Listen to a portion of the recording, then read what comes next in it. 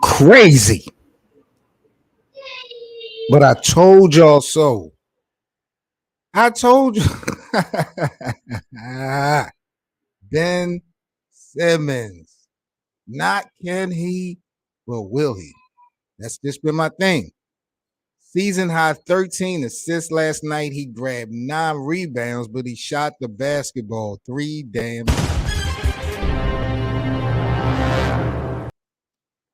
Another goose egg for Ben Simmons. This is a second 0-point performance this season in a Brooklyn Nets uniform.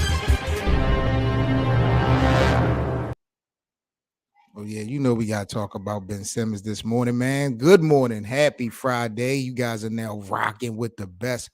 7 Mitchell in here. This is the best of 7 Sports Talk. Smash that damn like button. Subscribe to the channel if you're new. Buckle up because it's going down this morning, man. I want to talk about Ben Simmons. I got to address the elephant in the room before anybody else jump on it. Also want to talk about Snoop Dogg, D-O-double-G. He kind of got at the homie Anthony Davis. I'm going to keep it real. We're going to share that story in a minute. Glad to be with you guys, man. Make sure if you're on social media and if you enjoy daily NBA content, subscribe to this channel. Also follow me on Twitter as well as Instagram. Chopping it up, debating, talking NBA 24/7, 365. So just a quick reminder to be sure to follow me on all social media platforms. I will be following back.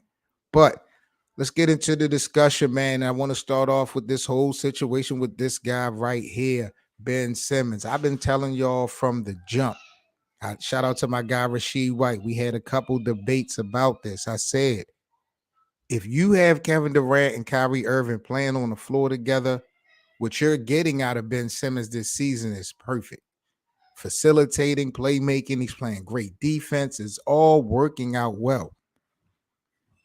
So when those guys came up on that 12-game winning streak, I was impressed, but I wasn't surprised because everyone was playing their role. You see, when Russell Westbrook opted to play his role, the Lakers were able to get some momentum. Overall, Russell has been able to play well playing in that role as long as he's accepted it. But I always said that if KD or Kyrie ever goes down, you're going to need this guy to offensively pick up the slack. And I'm not sure if he can or if he will. I don't even like to get into the conversation about skill set when we talk about Ben Simmons, because in reality, he damn near has it all, believe it or not. It's that thing that beats inside his chest that is missing something. And he is not going to be willing to take the shots that Kevin Durant takes on a nightly basis, night in and night out. Not just clutch time, just the places on the basketball court. Even in the first quarter, Ben doesn't shoot 3-pointers. So when you don't have KD for 30 days, you are really sacrificing a whole lot when we talk about Ben Simmons offensively assisting Kyrie in the game to help, heal that wound. This is the second 0-point performance. And I told Rasheed, and I'm going to tell everybody the same thing. I don't care about the assists and the playmaking and the facilitating if you are afraid to shoot the ball. A demon revisited Ben Simmons This thing all started with a play in Atlanta or versus Atlanta when he was in Philly. Remember, he passed up on the layup, passed it off. That started this whole thing. The same exact thing happened again last night in the game versus Boston, where Kyrie dished it off to him. He had a lane to the basket. He drives. Instead of shooting it, he passes it out of bounds. So something is really, really, really wrong with Ben Simmons. And I'm not really trying to hear no excuses at this point. But it's basically what I told y'all. I don't care about the playmaking ability. I don't care about the defensive ability. I don't care about the facilitator element. If you don't have Kevin Durant for 30 days, you need Ben Simmons to not only produce, at the least attempt to produce. He only put up 3 shots. You're not even going to get these many opportunities that you have in front of you when KD comes back. This is the thing that blows my mind. Even though these regular season games count, you would think that Ben Simmons would be out there shooting the ball from everywhere, trying to get a rhythm, trying to find a sweet spot on the court, trying to just figure it out offensively when we talk about points and production. KD is not there for a month. You're going to have so many opportunities to score or see where is the best fit for you offensively. You take up 3 shots last night. This is the second 0-point performance of this year for you. To me, it's just unacceptable. Ben Simmons exposed himself last night, man. He's not that guy. And Brooklyn definitely have lost the trade when you talk about him for Harden. I know Harden didn't want to stay in Brooklyn, but Ben Simmons is I don't want to call him that big L word. That's disrespectful. He can play. But the conversation for Ben Simmons moving forward on this platform, as well as any other credible sports platform out there, I don't care if it's underground or mainstream, we shouldn't be talking about Ben Simmons' skill set anymore. We should be talking about that thing that beats inside his chest. Something is missing. Something is really wrong when it comes to this guy. And we watched them demons be revisited yesterday when he passed up that same shot. This whole thing started off with a similar play when he was in Philly facing the Hawks. And then it happened again last night. In Boston. Versus Boston. So I'm looking at this thing, ladies and gentlemen, when we talk about Ben Simmons, I really got to break this thing down this morning in 3 elements. Number 1, what is Ben Simmons' problem? I just told you guys. It's heart. This guy is scared. He is so afraid of this thing that we love called basketball. I can't explain it. I cannot explain it. But something is going on within this guy, and it's a fear factor. This has nothing to do with skill nor ability. Like I said, if you have Kevin Durant and Kyrie Irving on the floor, what Ben Simmons has been bringing to the table this season is perfect. These guys won 12 in a row. But when you have one of those guys down, Ben Simmons by default was one of the 3 best players on the team. You have to offensively produce. And if you're off, then I can see how these other stats play a role. But you got to take chances. Ben Simmons is not even willing to take the shots that KD takes and makes. So all this 0-point single digit performances by Ben Simmons, bro, is out the window. Is out the window. I don't know what Brooklyn is going to do now. It's just amazing to see a team that was so hot just a week ago.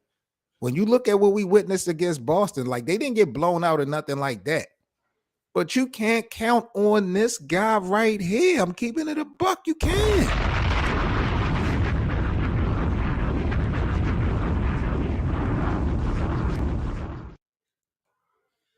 You cannot count on Ben Simmons. I think his biggest problem is the fear factor. He is pussy.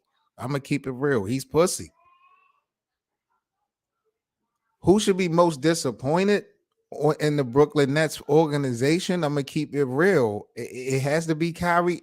It has to be Kyrie Irving.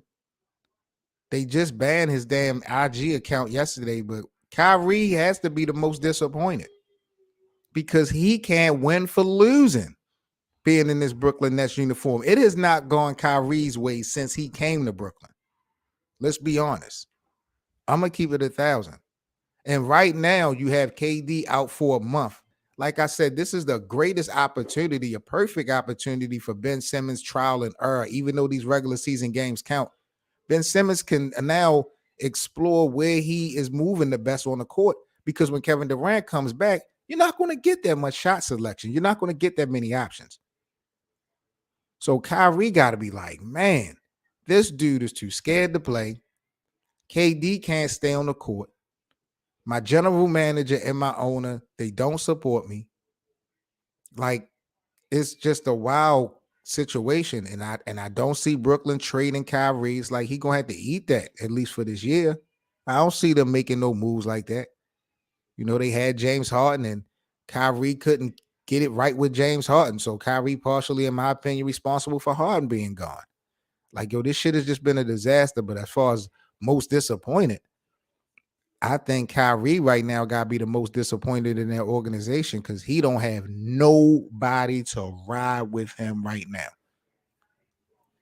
You got guys like Nick Claxton, but they young guys, stuff like that. So, you know, I feel a little bit sorry for Kyrie. Not that much, but I do feel a little bit bad for Kyrie. Last one to come to Ben Simmons, do we see another shakeup happening as far as a trade go? Can the Brooklyn Nets somehow, some way trade Ben Simmons before the deadline?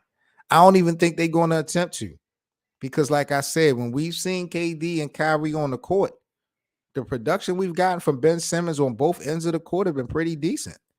Like you have to be kind of satisfied in a sense with Ben Simmons' overall play this year when you have Kevin Durant and Kyrie together playing. But when one of those guys are down, it's not lit for Brooklyn. TJ Warren, I'm not sold on. I know TJ can play. You know, I watched him in Indiana do his thing, but he just coming back. So he is somebody that I would expect to do his job. But that's the same go for Joe Harris and the rest of those guys. Ben Simmons was one of the top 3 players on Brooklyn. And for you to have another 0-point performance and forget that you only shot the ball 3 times and there's no KD. So there's really no excuse for what Ben Simmons showed us last night. And at the end of the day, I just feel like Ben Simmons is pussy and he's scared. That fear factor has taken over him. And seeing that play happen again last night, the same play that happened when he was in Philly going against Atlanta, just let you know, if you watch basketball, Ben Simmons don't have the heart for this.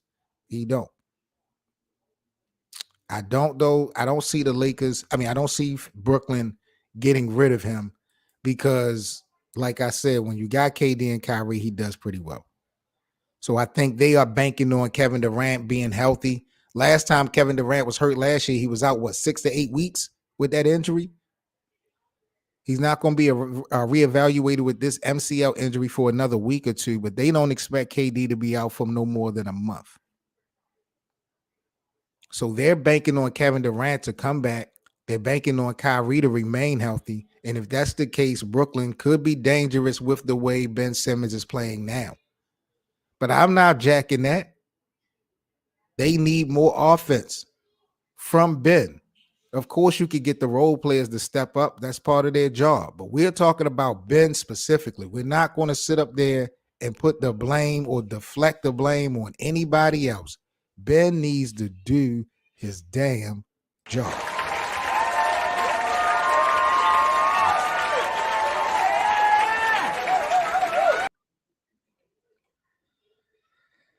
Seven Mitchell here. This is the Best of 7 Sports Talk. Make sure y'all smash that like button, subscribe to the channel if you're new. Before we get into the next topic here on this live stream, did y'all know? I like what was that Chicago Bulls documentary? I don't forgot what it was called. The Last Dance. I like The Last Dance. It was pretty good, controversial. A lot of drama came behind that, but it was intriguing. I like that. There's another documentary being made on Michael Jordan's called Encore. This is going to be covering the Wizards experience. Now, how do I feel about this new documentary for Michael? I mean, I I like it, but I don't like it. I'm going to be honest with y'all. Because I would like to go back into time and see how Michael Jordan played, back in Washington. I remember those days. I would like to see it again for the nostalgia purposes.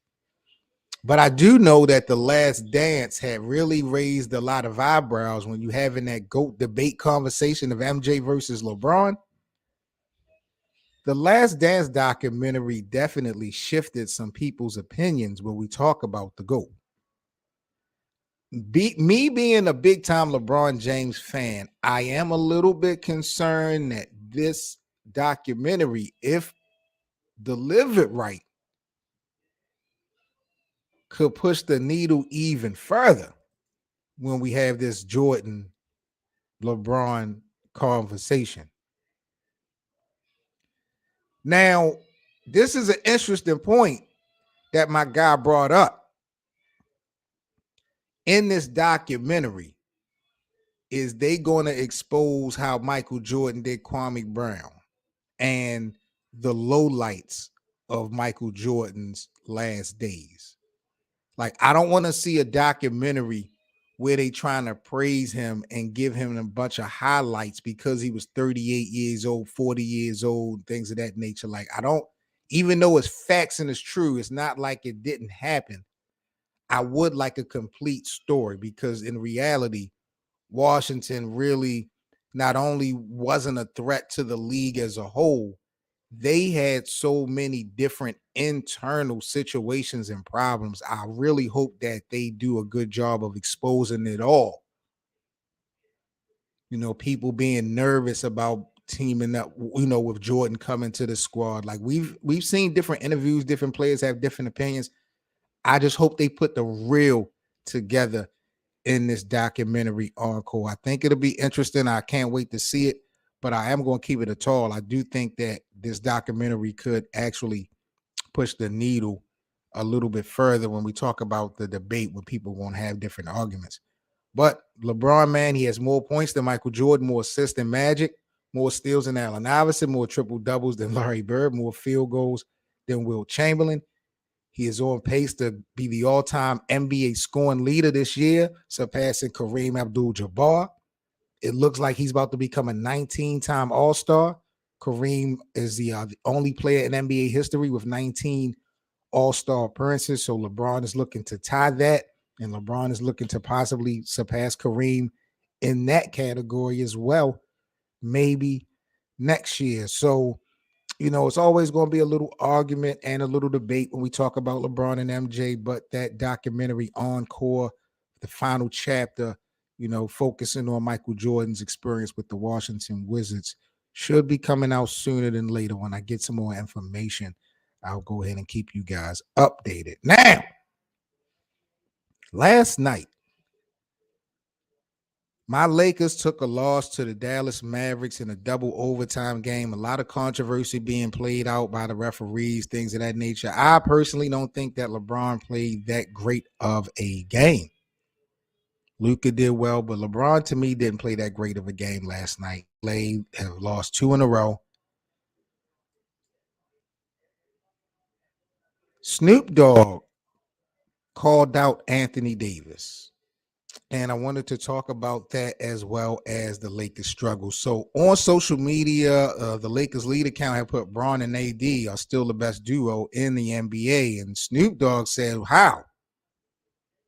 When we never play together for 2 weeks healthy.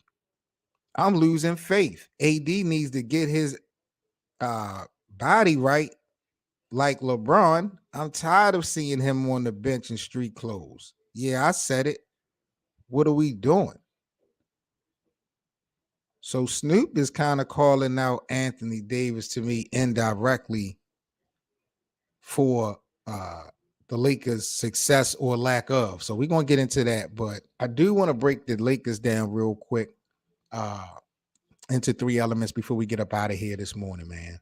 First of all, the Lakers need a closer. LeBron, to me, consistent is not a closer. I would like Anthony Davis to be the closer, but ability is one of the biggest abilities that we know is availability, and Anthony Davis and availability just doesn't seem to mix well. The Lakers does not have a closer. Their overall record is not that bad when they have close games, but you can't really count on anyone to get it done at the end. In my opinion, this game last night in Dallas, versus Dallas at home, shouldn't have went in overtime or double overtime. And I'm not totally putting that all on the referees. You look at the last 5 to 7 minutes of last night's game between LA and Dallas, bro. It just wasn't nothing. It wasn't nothing solid. There was nobody that really stepped up to the plate to really take over. And I don't want that ball in Russell Westbrook's hand. I know he's been playing great, but Russell is not a closer. That part of the game has not changed. So the Lakers need to have somebody out there that's a closer. I don't know if that's a role player. I don't know if that's a star. But there is going to be a lot of concern with the Lakers not having anybody to help close games out, because I can't put that on LeBron. LeBron is going to push it to the limit, keeping it close. I don't expect them to bring Anthony Davis back as soon as people are kind of reporting. If they're smart, they would keep AD sitting down for a minute. But the Lakers definitely need a closer. When we talk about consistency from LA, we did just witness the Lakers just win 4 or 5 in a row the other week. But I'm just going to be real. I can't see the Lakers stringing up multiple wins consecutively a bunch of times this year. It's like for every step forward they make, it's a step back. Like we may see the Lakers possibly win another 3 in a row this year.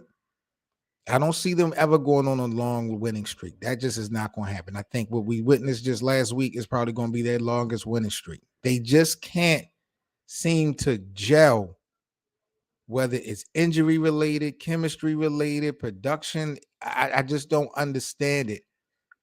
But I don't see the Lakers having any bit of consistency from now moving forward when we have expectations of them winning a lot.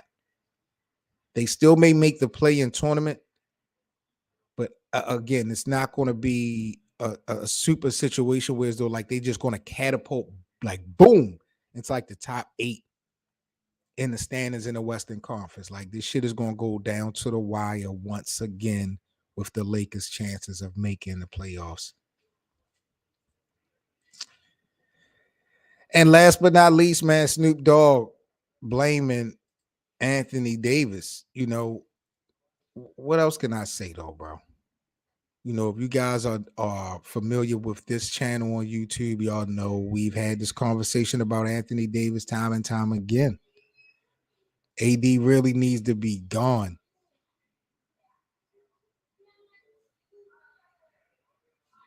What LeBron needs in a partner, Anthony Davis cannot commit to. He just can't, bro. You talk about Ben Simmons, and it's not about skill set with Ben. It's not about skill set with Anthony Davis neither. It's all about being able to play and consistently being able to play.